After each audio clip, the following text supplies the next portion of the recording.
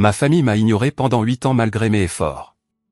Épuisé, j'ai changé de nom, vendu ma maison et coupé tout contact pour disparaître. Mais 6 mois plus tard, l'inattendu s'est produit.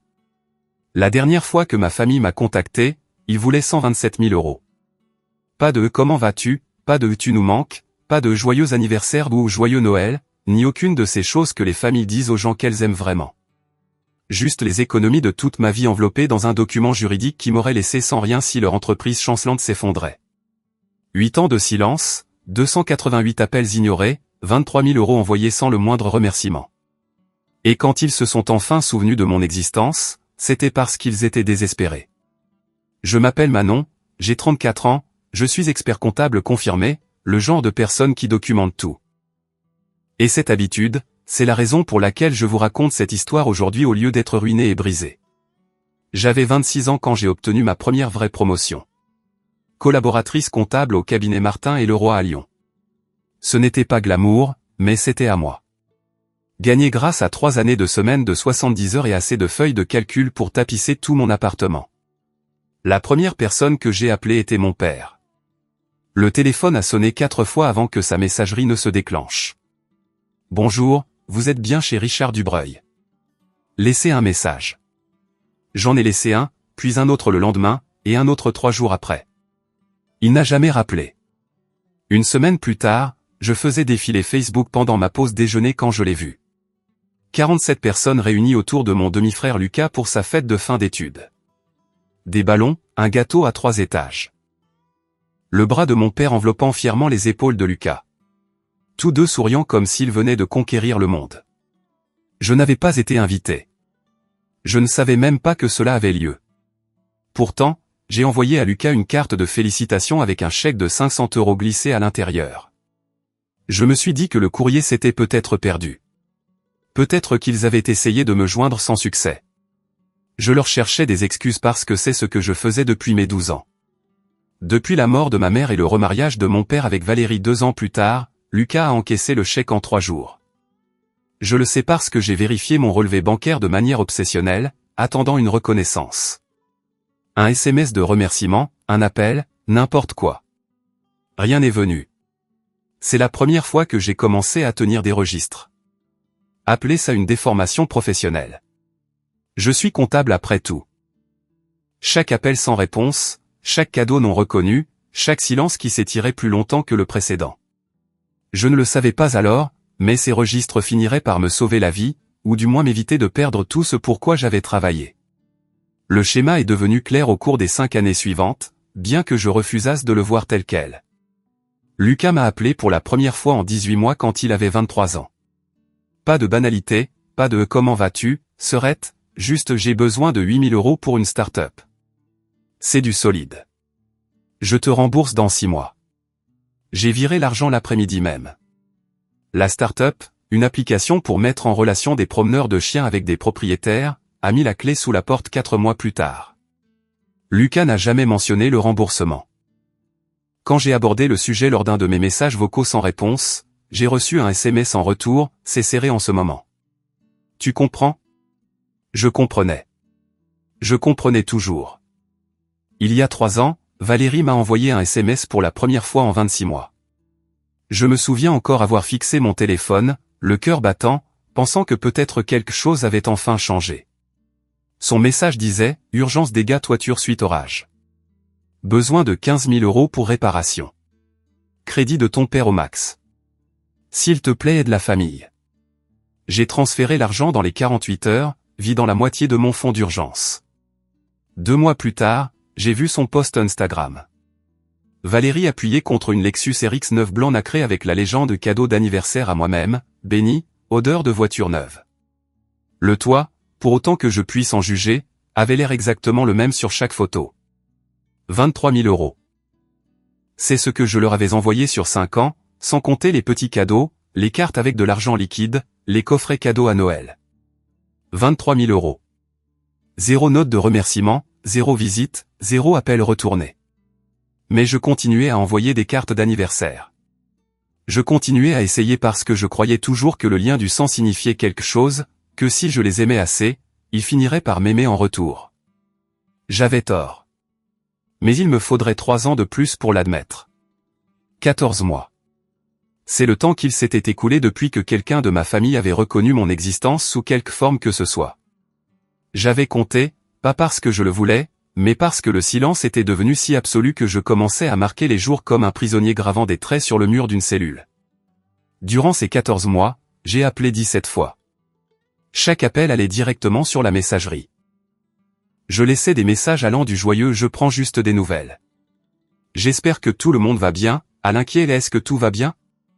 S'il vous plaît, rappelez-moi », jusqu'au finalement désespérément honnête « je veux juste savoir si j'ai fait quelque chose de mal, s'il vous plaît ». Messagerie. Messagerie.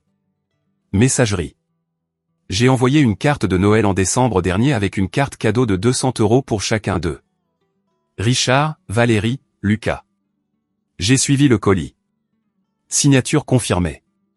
Livré le 21 décembre à 14h47. Aucune réponse. Pas un SMS, pas un email, pas même un remerciement automatisé. En mars, j'avais commencé à accepter une vérité que je fuyais depuis 8 ans. Je n'avais plus de famille.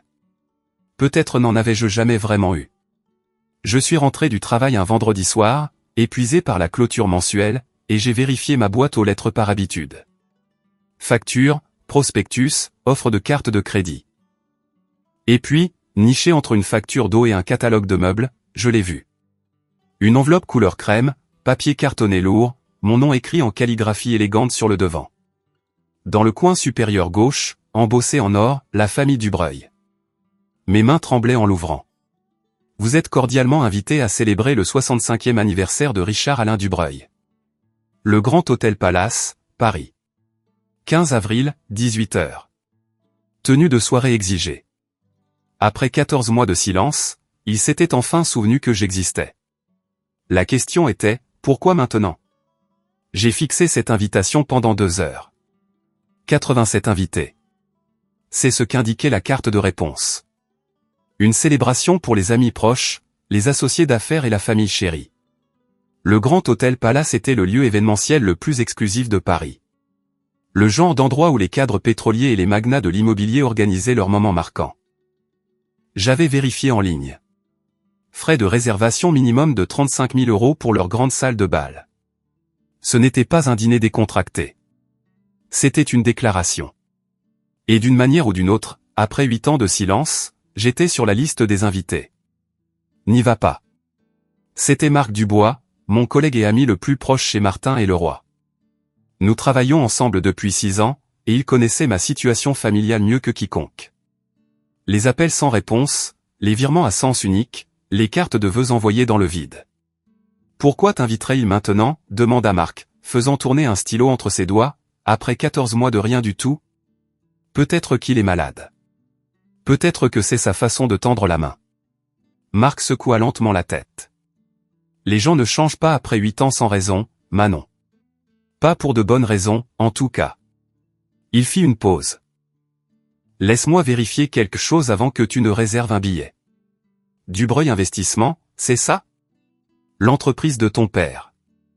J'ai hoché la tête. Les dépôts publics sont disponibles via le greffe du tribunal de commerce. Les sociétés immobilières doivent déclarer certaines choses. Laisse-moi juste jeter un œil, comme une faveur. Je voulais argumenter.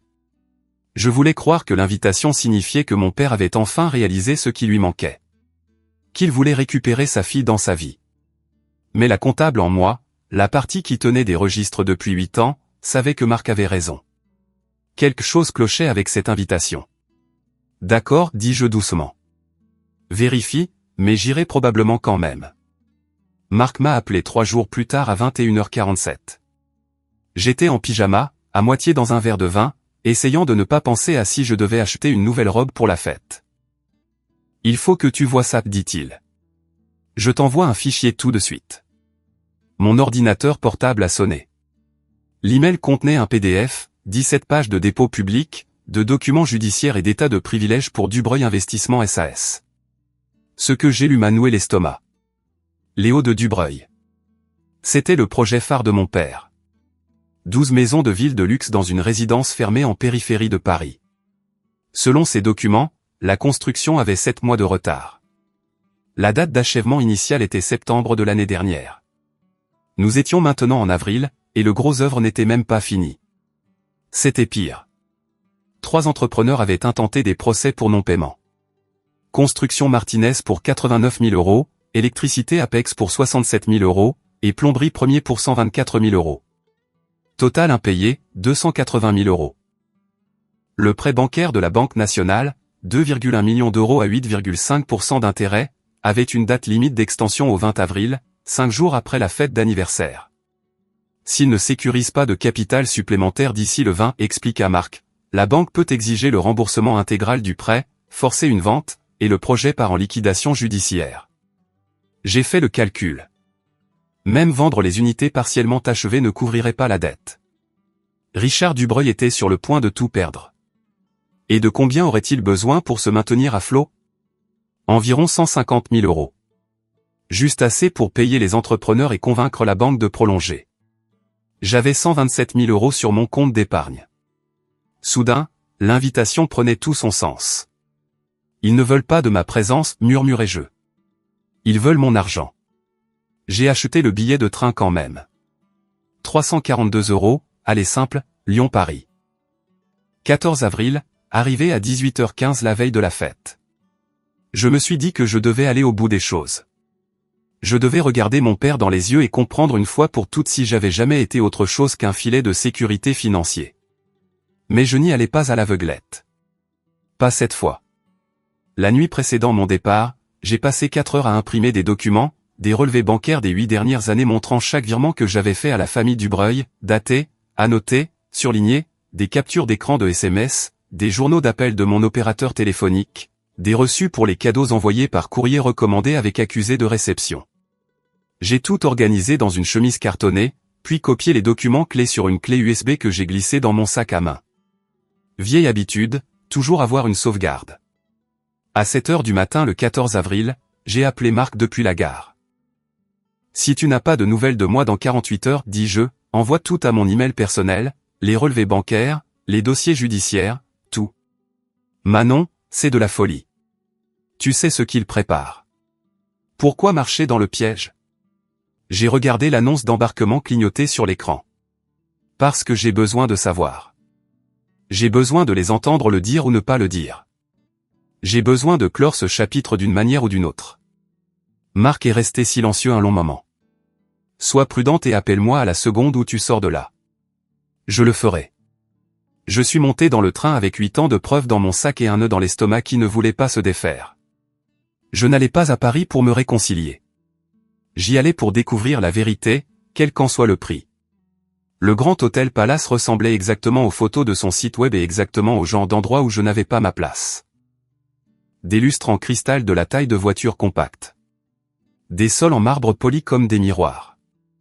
Du personnel en uniforme noirs impeccables se déplaçant silencieusement entre des invités qui portaient des montres valant plus que mon loyer annuel.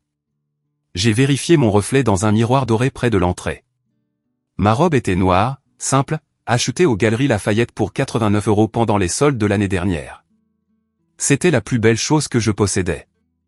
Ici, entouré de robes Valentino et de costumes Tom Ford, je ressemblais à une employée de service. La grande salle de bal accueillait 87 invités à mon arrivée. J'avais compté les réponses sur l'invitation, et la réalité correspondait. Des grappes d'inconnus bien habillés serrant des flûtes de champagne. Un quatuor de jazz jouant doucement dans un coin. Une pyramide de champagne scintillant sous un éclairage stratégique. Et là, au centre de tout cela, se tenait mon père. Richard Dubreuil, à 65 ans, avait l'air distingué d'une manière que l'argent achète. Cheveux argentés coiffés parfaitement en arrière. Un costume qui coûtait probablement plus cher que ma voiture. Des boutons de manchette qui accrochaient la lumière quand il gesticulait. À côté de lui, Valérie portait de la soie vert émeraude, des diamants à la gorge et aux oreilles. Lucas flânait à proximité dans un blazer bleu marine, une Rolex accrochant la lumière chaque fois qu'il levait son verre. C'était leur monde, leur scène. Chaque personne dans cette pièce était là pour célébrer le succès de Richard Dubreuil, son goût, son statut. Et je me tenais au bord de tout cela dans ma robe à 89 €, serrant une chemise cartonnée dans mon sac comme une bouée de sauvetage. Valérie m'a repéré la première. Son sourire a vacillé juste un instant avant de se figer en quelque chose qui ressemblait presque à un accueil. Oh, dit-elle assez fort pour que les invités à proximité entendent. Tu es venu, finalement. Mon père s'est retourné au mot de Valérie, et pendant une fraction de seconde, j'ai vu quelque chose passer sur son visage. Surprise? Calcul? Cela a disparu avant que je puisse le nommer, remplacé par un large sourire qui n'atteignait pas ses yeux. Manon. Il a franchi la distance en 3 enjambées, bras tendus. Ma fille, ça fait trop longtemps. 8 ans, papa. Vraiment? Il m'a attiré dans une étreinte qui semblait répéter. Le temps file. Tu es magnifique. J'ai appelé 288 fois. Tu n'as jamais répondu. Valérie s'est insérée doucement, sa main sur le bras de mon père. Nous avons été tellement occupés avec l'entreprise. Tu sais comment c'est. L'immobilier ne dort jamais. Lucas a dérivé vers nous, le champagne clapotant légèrement dans son verre. Salut Serette, tu as bonne mine. Quelque chose d'excitant en ce moment? Nouveau boulot? Nouveaux investissements? As-tu besoin de plus d'argent pour une autre start-up, Lucas? Son sourire s'est crispé. Juste pour faire la conversation. Autour de nous, les invités jetaient des coups d'œil polis et curieux. La fille prodigue revenue pour la célébration du patriarche. Je pouvais les voir construire le récit dans leur tête. Réunion de famille, moment émouvant, peut-être un toast plus tard sur l'importance d'être ensemble. Ils n'avaient aucune idée. La main de mon père a trouvé mon coude, me guidant doucement vers le côté opposé de la salle de bal. Viens, je veux te présenter à des gens. Nous avons tant de choses à rattraper. Sa prise était ferme, déterminée. Valérie a croisé son regard et a fait un petit signe de tête. Quelque chose est passé entre eux, un signal, une confirmation. Ils avaient planifié ça. Quoi qu'il arrive ensuite, ils l'avaient répété. En fait, dit Richard, baissant la voix alors que nous approchions d'une porte latérale. Il y a quelque chose d'important dont je dois discuter avec toi d'abord, en privé. Le piège se refermait, et je marchais droit dedans. Avant que nous puissions atteindre la porte latérale, l'orchestre s'est arrêté de jouer. Un projecteur a pivoté vers la petite scène à l'avant de la salle de bal, et la main de mon père s'est resserrée sur mon coude. Attends, dit-il, d'abord ça. Il m'a guidé vers la scène et j'ai réalisé avec un malaise croissant qu'il avait l'intention de me faire tenir à côté de lui devant tout le monde. Le coordinateur de l'événement a tendu un micro à Richard. 87 visages se sont tournés vers nous. Amis, collègues, famille, commença Richard, sa voix riche d'une chaleur exercée. Merci à tous d'être ici pour célébrer cette étape avec moi. 65 ans, et je dois chaque succès aux personnes dans cette salle. Applaudissements polis, verre de champagne levé. Mais ce soir, je veux saluer quelqu'un de très spécial. Il s'est tourné vers moi et j'ai senti le poids de chaque regard dans la pièce. Ma fille Manon est enfin rentrée à la maison après de nombreuses années d'absence. La famille Dubreuil a toujours valorisé l'unité par-dessus tout, et la voir ici ce soir signifie plus que je ne peux l'exprimer. Les applaudissements ont enflé, des sourires partout. Une femme près du premier rang a tamponné ses yeux. Ils y croyaient. Chaque personne dans cette pièce regardait Richard Dubreuil jouer le père aimant accueillant sa fille éloignée, et il le croyait complètement. J'ai vu un homme en costume gris près du bar, carnet à la main, griffonnant rapidement. La presse? Bien sûr, il y avait la presse. Ce n'était pas juste une fête d'anniversaire. C'était une performance. La famille passe toujours en premier, a conclu Richard en serrant mon épaule.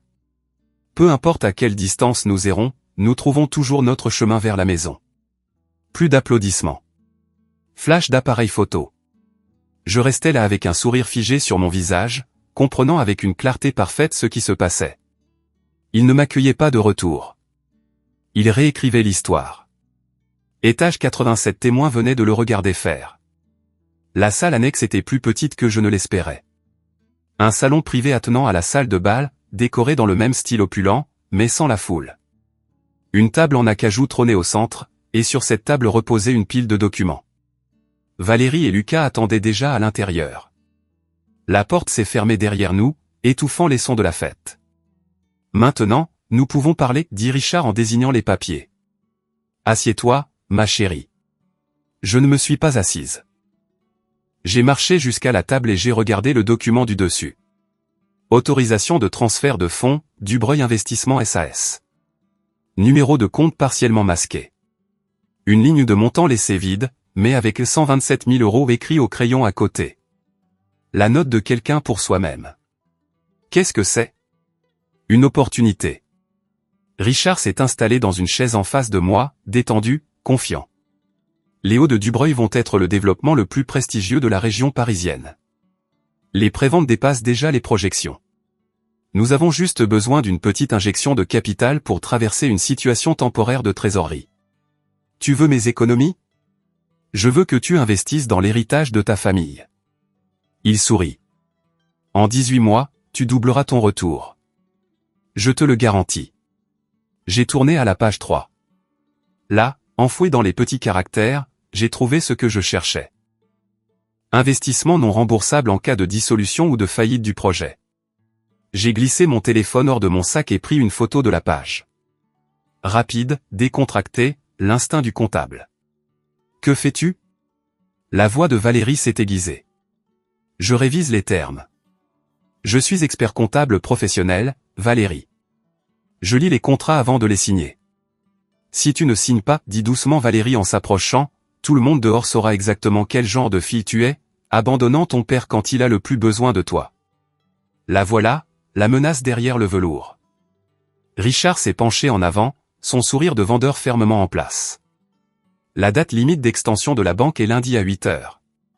Cela nous donne 72 heures pour sécuriser un capital supplémentaire. Une fois cet obstacle franchi, le projet avance et tout le monde en profite, toi y compris. 72 heures, ai-je répété. Et si je ne suis pas d'accord? Alors la Banque nationale exige le prêt. Les Hauts de Dubreuil partent en saisie. 3 ans de travail perdu.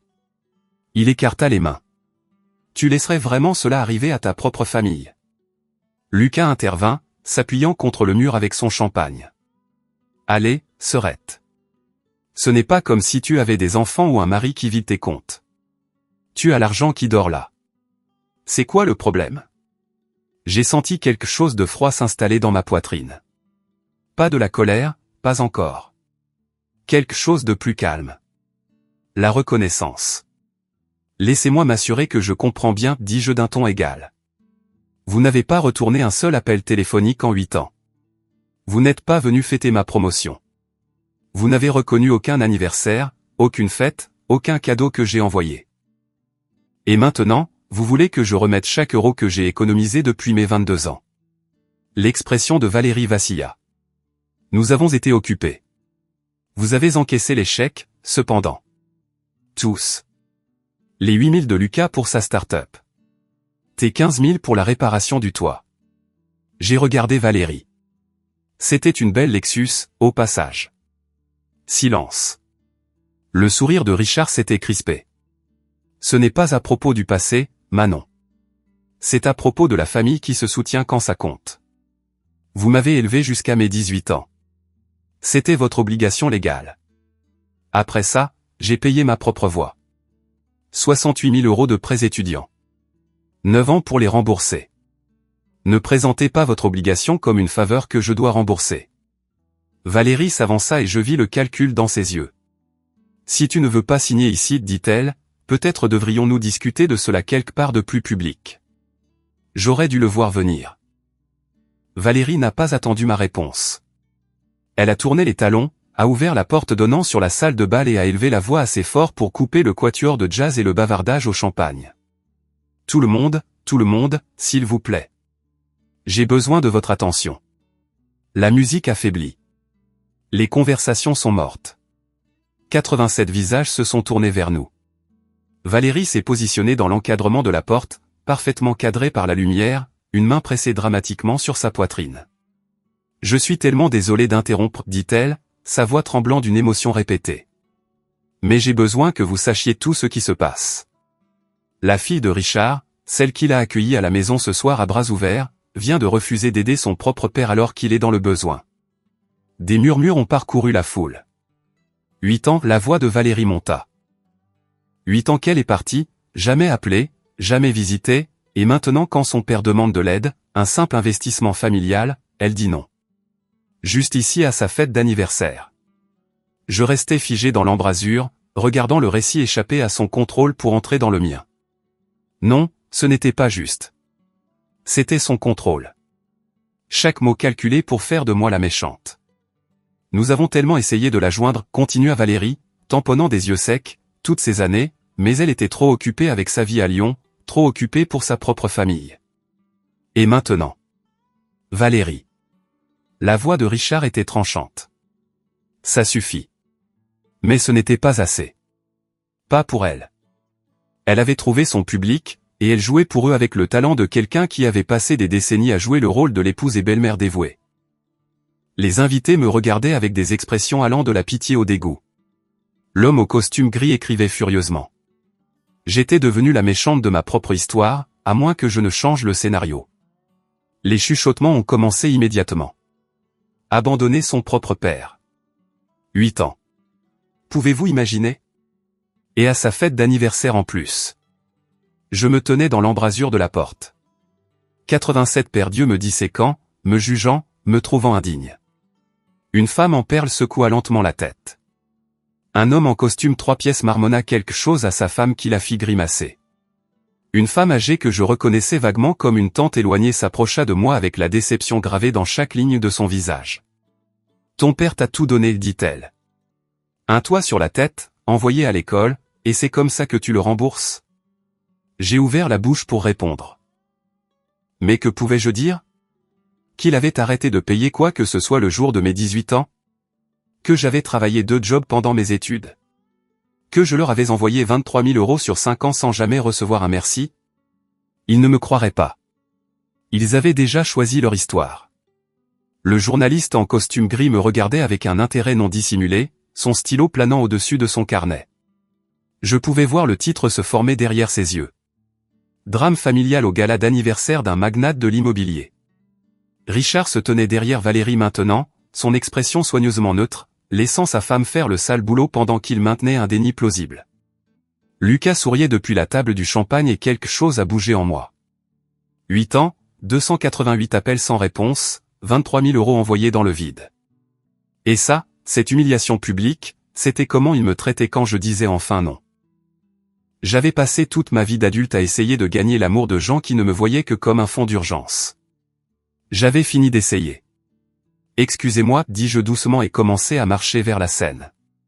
Le micro était toujours sur le pied où Richard l'avait laissé. Le projecteur pointait toujours vers la scène. J'ai marché dans son éclat avant que quiconque puisse m'arrêter. Tout le monde, ma voix traversa les haut-parleurs clairs et stables. J'aimerais 5 minutes de votre temps. La salle devint immobile. Valérie bougea vers moi, son visage tordu par l'alarme. Manon, qu'est-ce que tu crois? Vos 5 minutes, répétai-je, regardant la foule. Ensuite vous pourrez retourner à votre champagne et vos suppositions. Je pense que vous méritez d'entendre l'histoire complète avant de décider qui est le méchant. J'ai vu la mâchoire de Richard se crisper. Lucas posa son verre de champagne. Le journaliste en gris se pencha en avant, stylo prêt. J'ai plongé la main dans mon sac et sorti mon téléphone. Je m'appelle Manon Dubreuil. J'ai 34 ans. Je suis expert comptable confirmé au cabinet Martin et Leroy à Lyon. Et j'essaie de rester connecté à cette famille depuis 8 ans. J'ai regardé Valérie, Richard, les 87 témoins qui avaient déjà décidé que j'étais la fille ingrate qui abandonnait son père mourant. Vous avez entendu une version de cette histoire ce soir.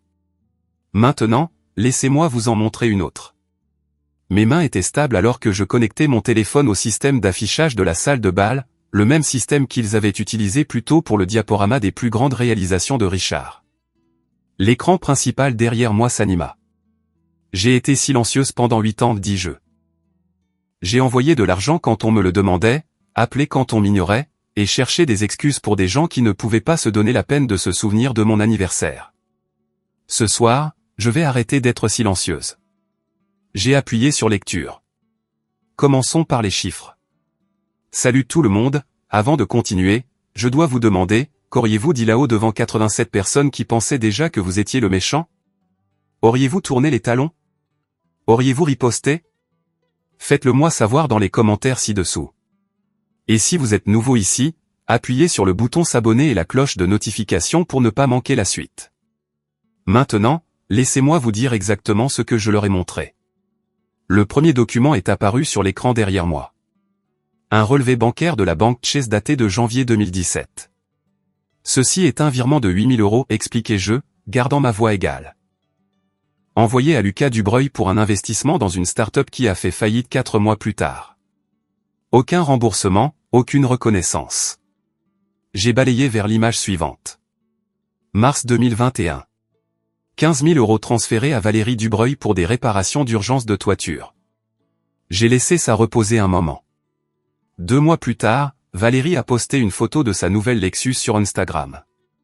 Le toit, pour autant que je sache, reste inchangé. Des murmures dans la foule. Le visage de Valérie était devenu pâle. Au cours des 8 dernières années, j'ai transféré 23 000 € aux membres de cette famille. Chaque virement est documenté ici. Relevé bancaire, confirmation de virement, date, montant. J'ai affiché le journal des appels ensuite. 3 pages d'appels sortants, chacun surligné en jaune. 288 appels téléphoniques, tous sortants.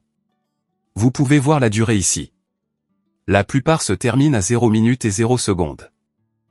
C'est ce qui arrive quand vous tombez directement sur la messagerie. Quelqu'un dans la foule toussa nerveusement.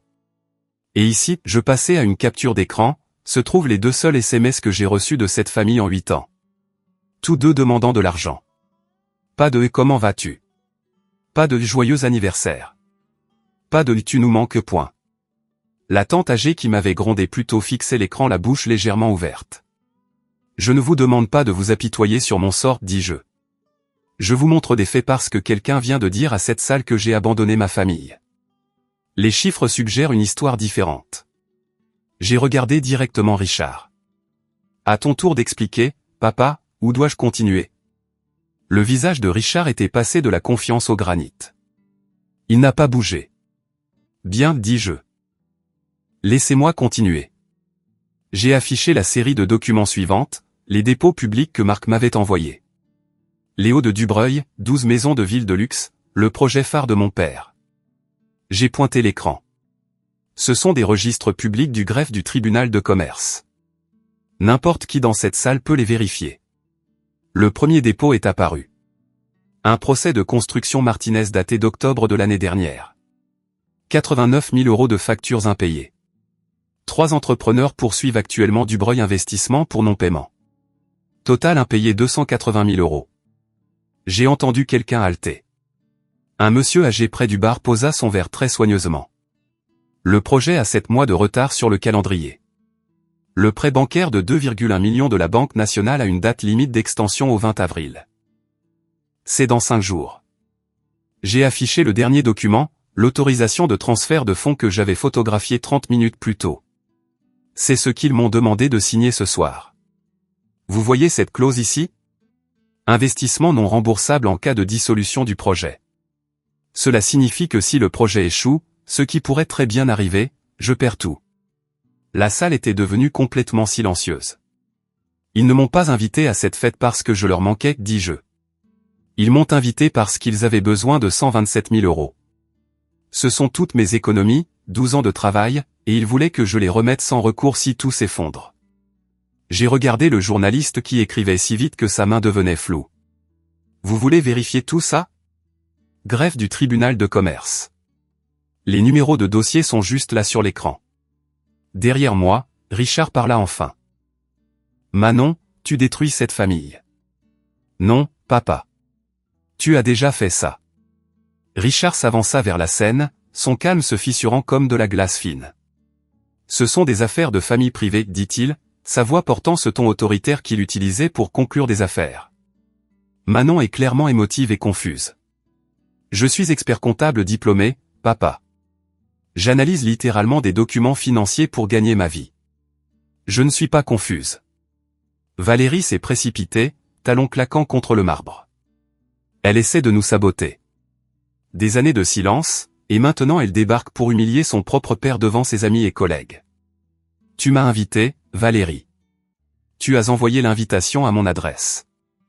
Nous essayons de t'inclure, de réunir la famille. J'ai levé mon téléphone, toujours connecté à l'affichage.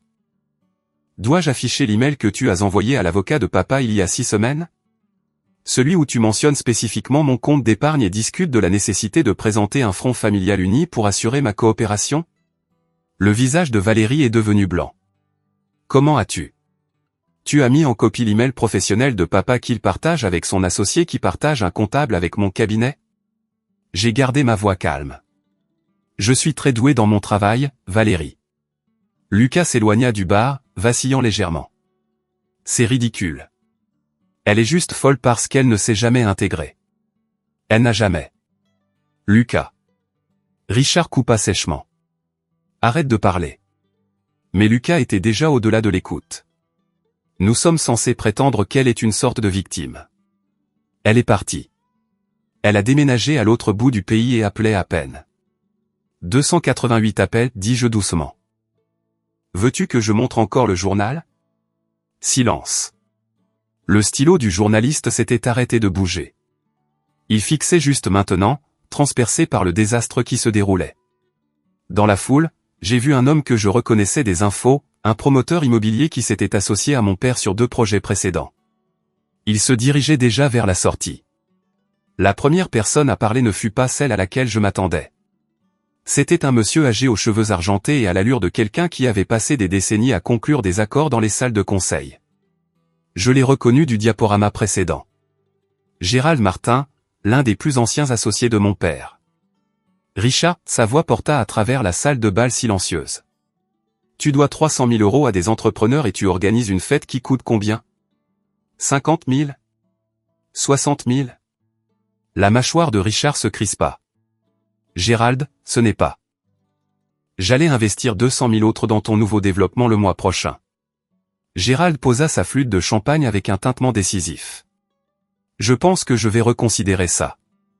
Il marcha vers la sortie sans se retourner.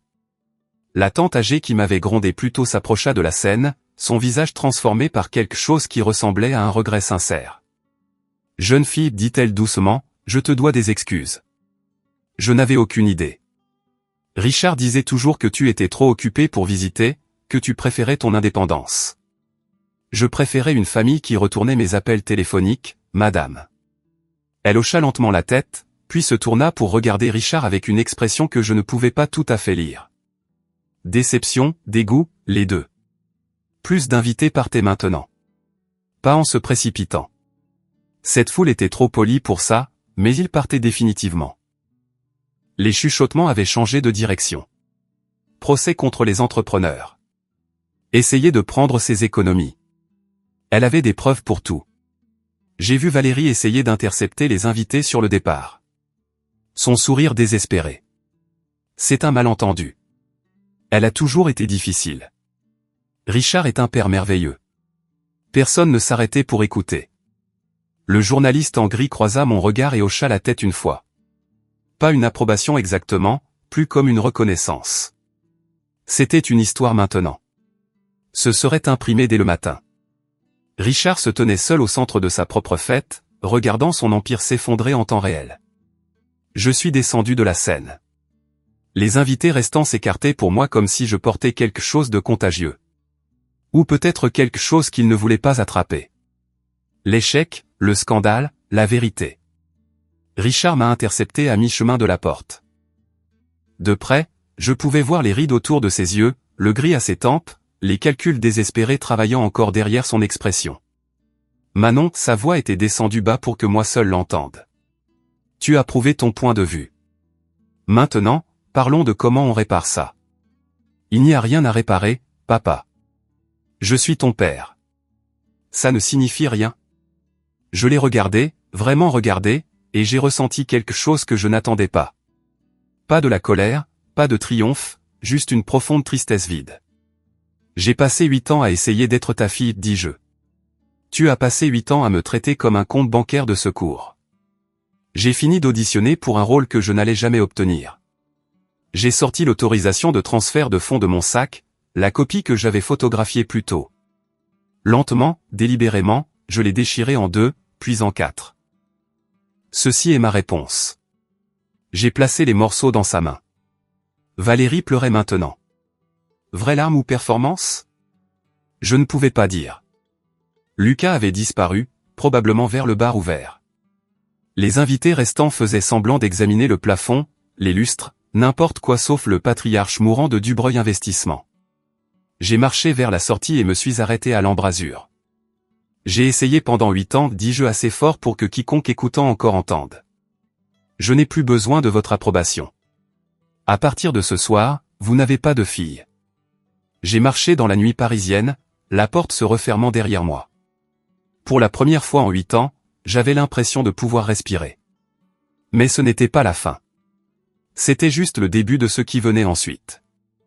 J'ai appelé Marc depuis l'aéroport de Paris à 23h47. J'ai vu la vidéo, dit-il avant que je puisse parler. Quelqu'un l'a postée sur Facebook il y a 20 minutes. Manon, ça va? Ça va. J'étais surprise de constater que c'était vrai. Je suis à l'aéroport, je prends le vol de nuit pour rentrer. La vidéo a déjà 1200 vues. La section commentaires est intense. Je n'avais pas pensé au téléphone. Bien sûr, les gens avaient enregistré. 87 témoins avec des smartphones. Et je venais de donner la performance de ma vie. Ça va empirer avant de s'améliorer, dis-je. Le journaliste était d'un journal d'affaires parisien. Ce sera imprimé demain matin. Que ce soit le cas, la voix de Marc était ferme. Tu as dit la vérité. C'est tout ce que tu as fait. J'ai regardé un avion décoller à travers la fenêtre du terminal, ses lumières disparaissant dans l'obscurité. Je vais changer de nom. Silence au bout du fil. Je sais que ça semble drastique, continuai-je, mais j'y pense depuis des mois. Je ne veux plus être Manon Dubreuil. Je ne veux plus de ce nom. Je ne veux aucun lien avec eux. Est-ce même possible? Oui. On peut déposer une requête au tribunal pour motif légitime. J'ai déjà fait des recherches. La comptable en moi, toujours 3 coups d'avance. Frais de dossier, procédure, tout ça. Quel nom as-tu choisi? J'ai souri. Le premier vrai sourire depuis des heures. Violette Morel. Le nom de ma grand-mère. La mère de ma mère. La dernière personne de ma famille qui m'aimait vraiment sans condition. Marc resta silencieux un moment. Violette Morel. J'aime bien. Je vais disparaître, Marc. Nouveau nom, nouvelle ville, nouvelle vie. Ils ne pourront pas me trouver. Et qu'en est-il de Lucas, Valérie, Richard? Laisse-les vivre avec les conséquences de leur choix. J'ai fini de nettoyer leurs dégâts. Le bureau de Maître Durand était au 3e étage d'un immeuble modeste au centre-ville de Lyon. Elle s'occupait des changements d'état civil et des personnes recommençant à zéro. Votre situation peut être considérée comme un motif légitime, dit-elle, glissant un dossier sur son bureau. L'article 61 du Code civil permet le changement de nom s'il y a un intérêt légitime, comme des motifs affectifs forts ou une volonté de rupture familiale pour des raisons graves. Dans votre cas, avec la preuve du préjudice émotionnel et financier, c'est défendable. Je veux juste arrêter d'être une Dubreuil. C'est une raison valable. Maître Durand sourit. Elle avait clairement entendu des histoires similaires auparavant. Voici comment fonctionne le processus. Nous déposons une requête auprès du ministère de la Justice ou du procureur de la République. Ensuite, publication au journal officiel. Si pas d'opposition, le décret est publié. J'ai regardé le formulaire. Nom actuel de la requérante, Manon Claire Dubreuil. Nouveau nom proposé, j'ai écrit soigneusement, Violette Marie Morel. Une fois le décret publié, continue à Maître Durand, vous devrez mettre à jour votre carte vitale, permis de conduire, passeport, compte bancaire, tout. C'est fastidieux, mais c'est une renaissance. Et si ma famille essaie de me trouver? Votre nouveau nom est public au journal officiel si on sait où chercher. Mais rien ne vous oblige à leur dire. Pas d'adresse de réexpédition, pas de notification. Vous devenez simplement une personne différente légalement parlant. J'ai signé la requête. Une dernière chose, dit Maître Durand alors que je me levais pour partir. Je fais ça depuis 15 ans. Les gens qui changent de nom parce qu'ils veulent échapper à des situations familiales abusives ou exploitantes ne le regrettent presque jamais. Ce sont ceux qui continuent d'espérer que la famille changera qui finissent par revenir dans mon bureau le cœur brisé. J'ai fini d'espérer, dis-je. Bien. À bientôt, Mademoiselle Morel. 8 semaines plus tard, la procédure est souvent plus longue en France, mais disons que tout s'est accéléré, Manon Dubreuil cessa d'exister. Le décret arriva un mardi après-midi. Une simple feuille de papier qui changeait tout. Affaire numéro. Requérante Manon Claire Dubreuil. La demande de changement de nom est par la présente accordée. Le nom légal de la requérante sera dorénavant Violette Marie Morel. Je l'ai fixé pendant un long moment. Puis je me suis mise au travail. L'appartement s'est vendu en 3 semaines. Un jeune couple avec un nouveau bébé. Excité par le quartier, ravi du prix, offre comptant de 285 000 €. Après avoir remboursé le reste du prêt immobilier, je suis reparti avec 112 000 €. J'ai résilié mon numéro de téléphone, le même numéro que j'avais depuis 12 ans, celui que j'avais laissé sur 88 messageries vocales qui n'avaient jamais été retournées. Disparu. J'ai supprimé mes comptes e-mail, mon profil Facebook, mon LinkedIn, tout ce qui disait Manon Dubreuil a disparu du monde numérique. Marc était le seul lien avec mon ancienne vie. Je lui ai donné une adresse de boîte postale à Bordeaux pour les urgences seulement. Et si quelqu'un demande, tu n'as pas entendu parler de moi depuis des années. Ils appellent déjà, dit-il. L'assistante de ton père, un avocat. Il n'arrête pas de demander si je sais où tu es. Tu ne sais pas. C'est la vérité. Il hocha la tête. Sois prudente, Violette. C'était étrange d'entendre ce nom à voix haute. Étrange, mais juste. J'ai pris un avion pour Bordeaux un matin gris de juin. Nouvelle ville, nouveau nom, nouveau départ.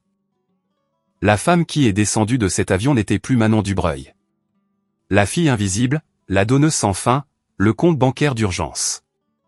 Elle était Violette Morel et pour la première fois de ses 34 ans, elle n'appartenait à personne d'autre qu'à elle-même. Marc m'a appelé en novembre. Je pensais que tu voudrais savoir, dit-il.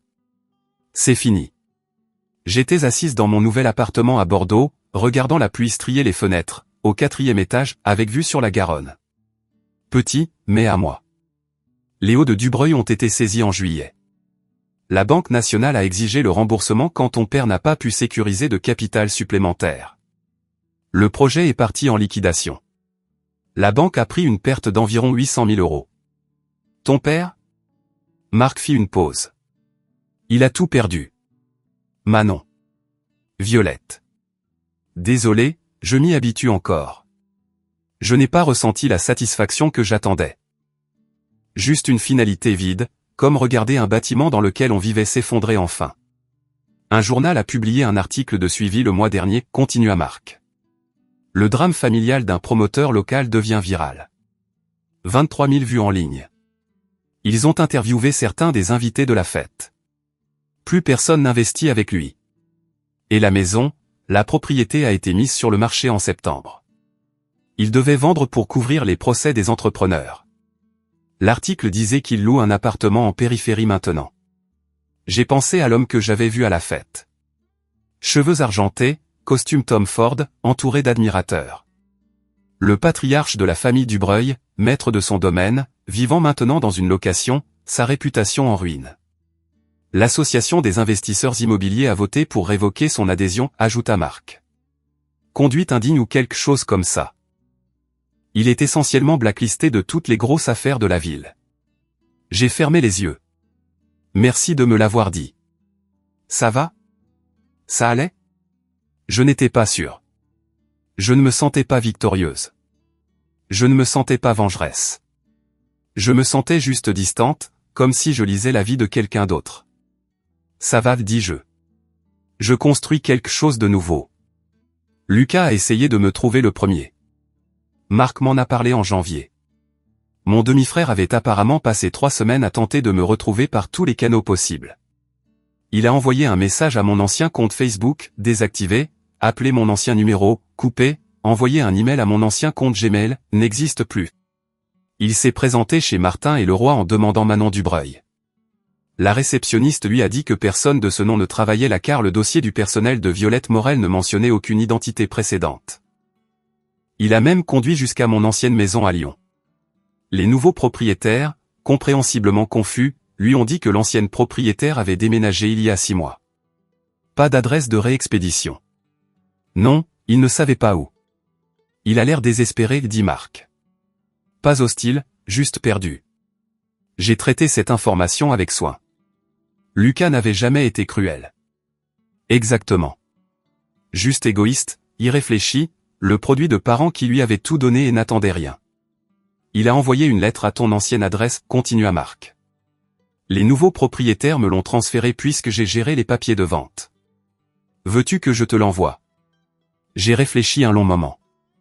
Oui. La lettre arriva une semaine plus tard, manuscrite sur du papier simple. L'écriture de Lucas avait toujours été terrible. Je me souvenais l'avoir taquiné à ce sujet quand nous étions plus jeunes, avant que tout ne s'effondre. Manon, ou peu importe comment tu t'appelles maintenant. Je ne sais pas si tu liras ça un jour. Je suis désolé. Je ne savais pas pour les appels téléphoniques. Je ne savais pas pour l'argent. Maman, Valérie, elle contrôlait tout et j'ai juste suivi parce que c'était plus facile. Je travaille chez Darty maintenant. Vendeur en rayon. Premier vrai boulot. Première fois que je paie mon propre loyer. Je comprends maintenant. Un peu. S'il te plaît, réponds, s'il te plaît. Ton frère, si tu veux encore de moi, Lucas. J'ai plié la lettre et l'ai rangée. Je n'étais pas prête. Pas encore. Salut tout le monde, avant de continuer, je veux vous demander quelque chose. Beaucoup de gens m'ont demandé, est-ce que je me suis senti coupable? Est-ce que ma famille me manquait? Donnerais-je une seconde chance à Lucas? Je répondrai à cela dans un instant. Mais d'abord, si vous regardez encore, prenez une seconde pour liker cette vidéo. Cela aide vraiment la chaîne et me fait savoir que ces histoires comptent pour vous. Ok, laissez-moi vous dire ce qui s'est passé ensuite. La chute de Valérie fut plus silencieuse que celle de Richard, mais non moins complète. J'en ai entendu parler par Marc, qu'il a appris d'un collègue ayant assisté à un gala de charité à Paris. Le genre d'événement que Valérie avait l'habitude de dominer. Robe de créateur, positionnement stratégique, bise aux bonnes personnes. Elle n'avait pas été invitée cette année. Le mot s'était répandu dans les cercles sociaux qui comptaient pour elle. La vidéo de la fête, les procès, la saisie, mais surtout la vidéo. Quelqu'un l'avait montée pour ne garder que les moments clés. L'accusation publique de Valérie, mes preuves, son visage devenant blanc quand j'ai mentionné sa Lexus. 300 000 vues sur diverses plateformes. Les commentaires étaient brutaux. Imaginez essayer de voler les économies de votre belle-fille et la traiter d'ingrate. La belle-mère de tous les contes de fées, sauf que c'est la vraie vie. Reine du gaslighting prise en flagrant délit. Ses amis, les femmes avec qui elle déjeunait, partaient en vacances, rivalisaient depuis des décennies, l'avaient discrètement exclue de leur groupe de discussion, de leur dîner, de leur vie. Personne ne voulait être associé à la femme de cette vidéo. L'adhésion au country club a expiré quand ils n'ont pas pu payer les cotisations. La Lexus a été vendue. Les diamants que Valérie portait à l'anniversaire de Richard étaient maintenant chez un prêteur sur gage quelque part. Et le mariage, selon les sources de Marc, ne tenait qu'à un fil. Richard la blâme pour la confrontation publique. Il dit apparemment que si elle s'était tue, ils auraient pu gérer ça en privé. Ils se disputent constamment. Je les imaginais dans leur appartement de location, les murs se refermant sur eux, chacun pointant l'autre du doigt, tandis que leur vie soigneusement construite s'effondrait autour d'eux. Je n'avais pas pitié de Valérie, mais je ne me sentais pas triomphante non plus. Je me sentais juste libre. Mon père a engagé un détective privé en février. Marc l'a découvert par accident. Le détective avait appelé Martin et Leroy en posant des questions sur une ancienne employée nommée Manon Dubreuil. Diligence raisonnable standard, avait-il prétendu, vérification des antécédents pour une affaire financière. La réceptionniste, bien formée, avait refusé de fournir toute information. Selon Marc, le détective facturait 3 000 € par semaine. Pendant 2 mois, Richard Dubreuil a payé quelqu'un pour chercher une fille qui n'existait plus. La piste de Manon Dubreuil s'arrêtait au tribunal judiciaire. Mais la loi ne permettait pas un accès facile au dossier scellé sans prouver un préjudice ou une raison impérieuse que mon père ne pouvait pas justifier. Le détective a dit à Richard que c'était une impasse. Marc a dit, elle a changé de nom, vendu sa maison, clôturé tous ses comptes.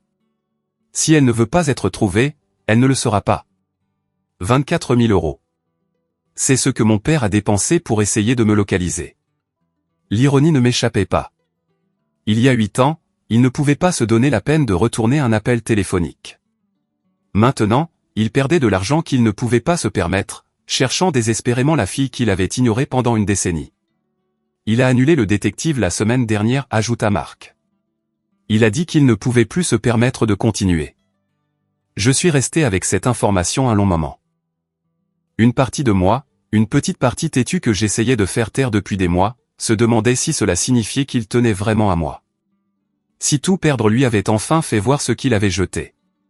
Mais la plus grande partie de moi savait mieux. Il ne cherchait pas sa fille. Il cherchait son dernier actif restant. Et cet actif s'était rendu impossible à trouver. L'hiver à Bordeaux était gris et humide et absolument magnifique. J'avais trouvé un appartement dans le quartier des Chartrons, au 4e étage avec de grandes fenêtres donnant sur la Garonne. Les jours clairs, je pouvais voir loin. Les jours gris, qui étaient la plupart, je regardais la pluie et ressentais quelque chose que je n'avais pas connu depuis des années. La paix. Mon nouveau travail chez Finance Atlantique était tout ce que mon ancien poste avait été, moins les bagages. Même travail, audit, rapprochement, le puzzle satisfaisant de faire correspondre les chiffres, contexte différent, nom différent sur mon bureau, personnes différentes répondant quand quelqu'un appelait. Violette, peux-tu regarder ces projections trimestrielles? Violette, déjeuner en salle de pause. Violette, on va boire un verre vendredi. Tu viens? Chaque fois que j'entendais ce nom, quelque chose s'installait un peu plus profondément dans ma poitrine. Je m'étais fait des amis, des vrais. Sarah de la compta qui adorait les podcasts de faits divers. James du juridique qui faisait le meilleur café et partageait toujours le cours de yoga du jeudi soir où personne ne savait rien de moi sauf que je venais chaque semaine. Noël approchait et pour la première fois en 8 ans, je n'ai pas acheté de carte pour la famille Dubreuil. Je ne me suis pas tourmenté sur le choix de cadeaux qui ne seraient jamais reconnus. Je n'ai pas passé décembre à me demander si ce serait l'année où ils appelleraient enfin.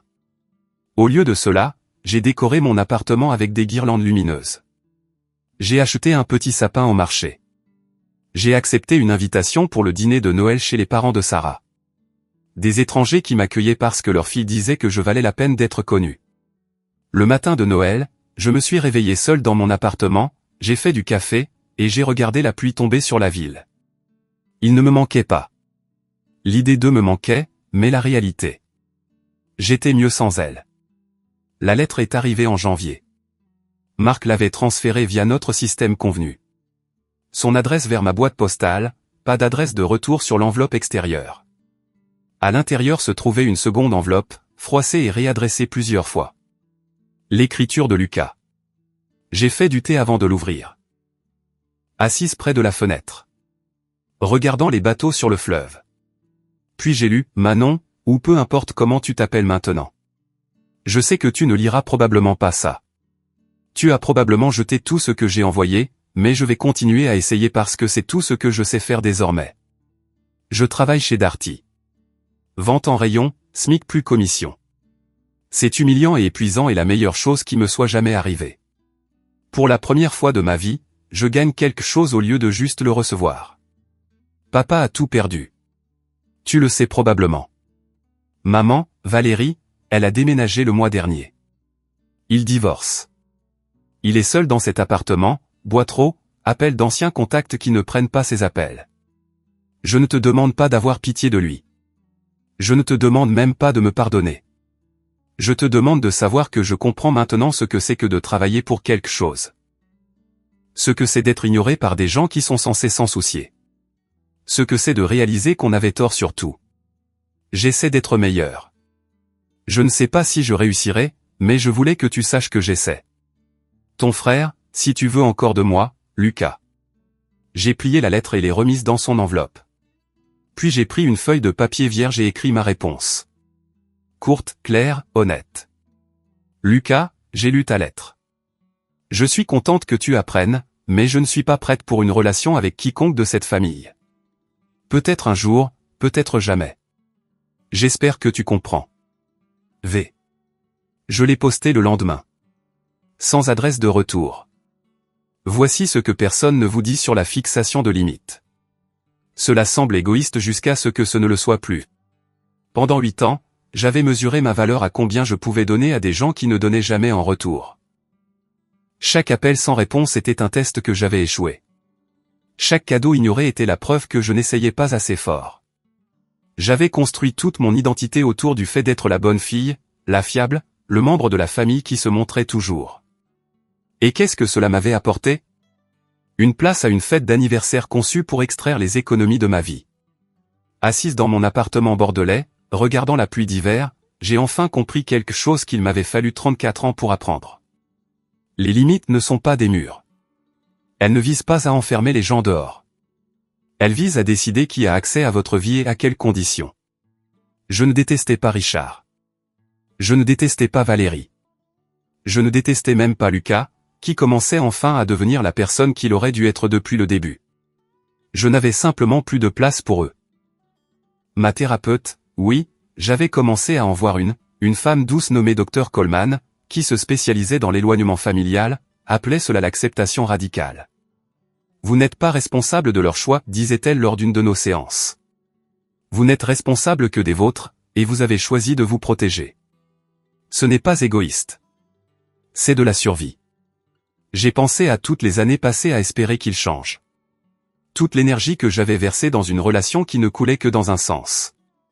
Maintenant, j'utilisais cette énergie pour d'autres choses, pour des amitiés qui me nourrissaient, pour un travail qui me comblait, pour une vie qui était la mienne seule.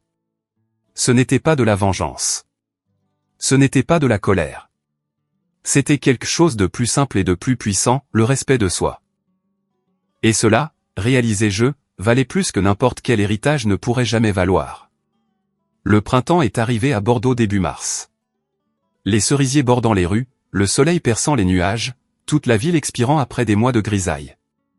J'étais assise à mon café préféré près des quais, ordinateur portable ouvert, examinant des projections pour une réunion client quand mon téléphone a vibré.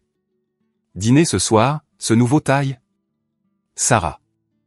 J'ai souri et tapé en réponse, oui, 19h. Parfait. Apporte ton appétit. Je commande tout. J'ai fermé mon ordinateur portable et regardé par la fenêtre. Un jeune couple passait avec une poussette. Un vieil homme nourrissait des pigeons au coin. Un groupe de touristes prenait des photos du pont de Pierre. Des moments ordinaires, le genre que j'avais passé 8 ans à attendre de partager avec une famille qui n'a jamais voulu les partager avec moi. Maintenant, je les partageais avec des gens qui étaient vraiment présents. Mon compte d'épargne se remettait plus lentement qu'avant, mais régulièrement. Finance Atlantique m'avait offert un poste senior avec une augmentation. Je pensais acheter un petit appartement, peut-être quelque chose avec vue sur le fleuve.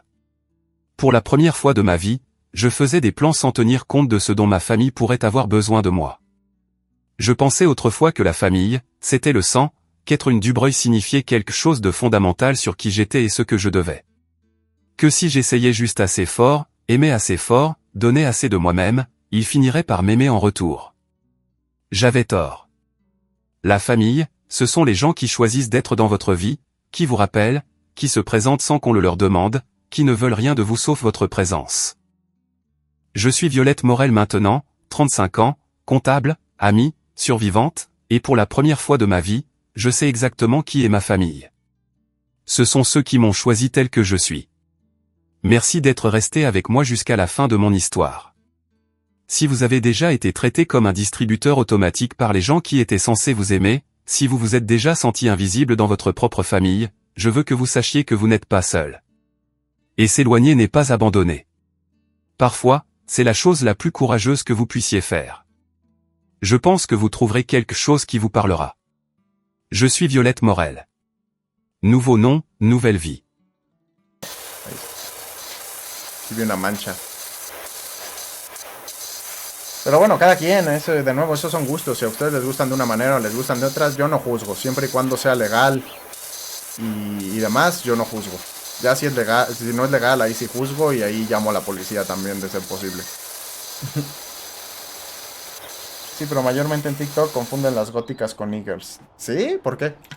A mí no me parece que tengan nada que ver la una con la otra, pero ¿por qué las confunden? Digo, sí hay una que otra eagle que se pone esquina ahí medio de gótica, pero no sé, no siento que sean tan confundibles.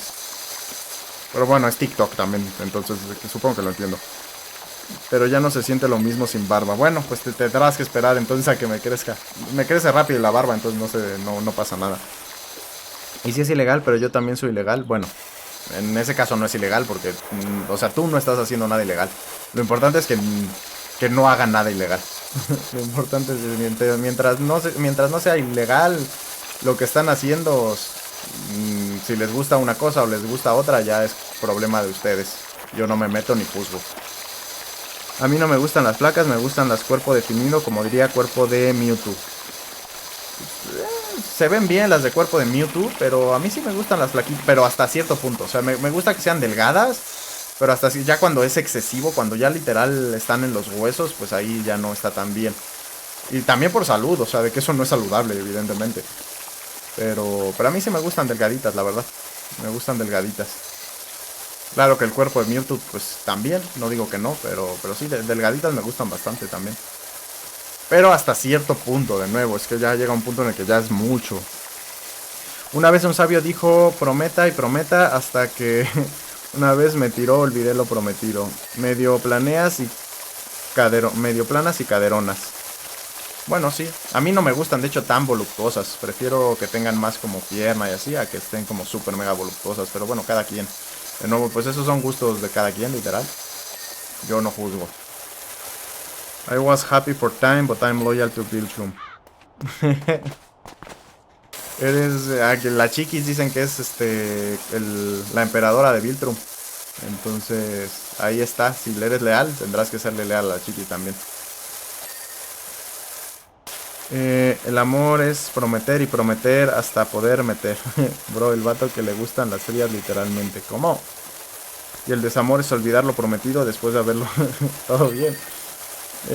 No sé, me gustan las caderonas porque confunden algunas con caderonas, o sea, buenos muslos. Sí, es diferente.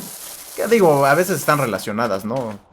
Una va relacionada a la otra, pero sí son cosas diferentes. Te iba a preguntar si aquí había logro, pero sí lo hicimos. Oye, güey, voltea atrás, ¿para qué? Porque lo de caderas buenas son los muslos, sí, eso sí. Yo creo que sí le gano a la chiquis. No, no le ganas. A mí me gusta cómo caiga. Lo que importa es sentirse bien con la persona. Eso sí, es muy importante, ¿eh?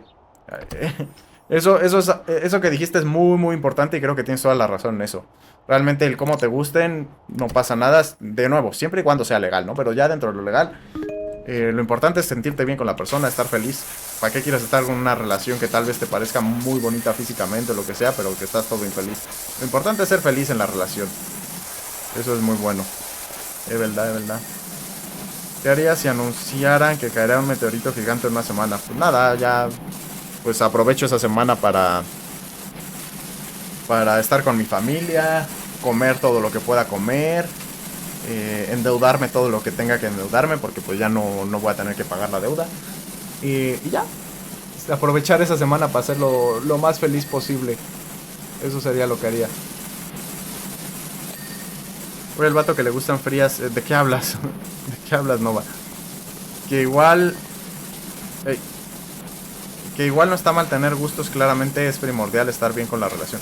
A ver, no, o sea, pues, tú puedes tener un tipo de mujer y que te guste como de cierta manera y tal, eso no está mal. Pero lo principal y lo más importante creo que es estar feliz con la relación. Ya que luego te guste que físicamente sean de una manera o sean de otra, o no solamente física, ¿no? O sea, que incluso en personalidad te gusten de una manera o de otra. Eso ya es otra cosa, pero lo más importante sí es estar pues a gusto y feliz con la relación. Obviamente creo que todos tenemos un tipo, o bueno, no todos, pero sí gran parte de las personas solemos tener un tipo. Y solemos preferir tal vez físicamente a ciertas personas que a otras. Pero pues lo más importante no es el físico, lo más importante es la forma de ser de la persona. Pero si te cae una nalgótica yo no me quejo, exacto. Además, si me cae una justa. Pero